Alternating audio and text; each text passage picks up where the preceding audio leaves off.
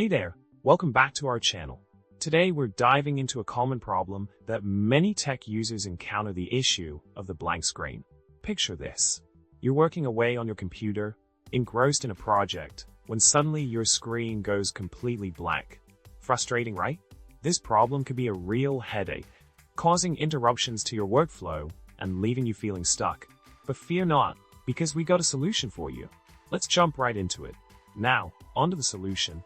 So, when faced with the dreaded blank screen problem, one effective solution is to check the display settings on your device. Sometimes, a simple adjustment in the brightness settings can do the trick and bring your screen back to life. Another thing to try is to connect your device to an external monitor to see if the issue lies with the screen itself. By following these troubleshooting steps, you can often identify and resolve the problem swiftly. In summary, dealing with a blank screen on your device can be a real inconvenience. But with a few simple troubleshooting steps, you can often get things back up and running in no time. Remember to check your display settings, consider connecting to an external monitor, and don't panic, you've got this.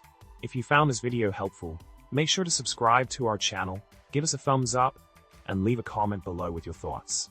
Until next time, happy troubleshooting.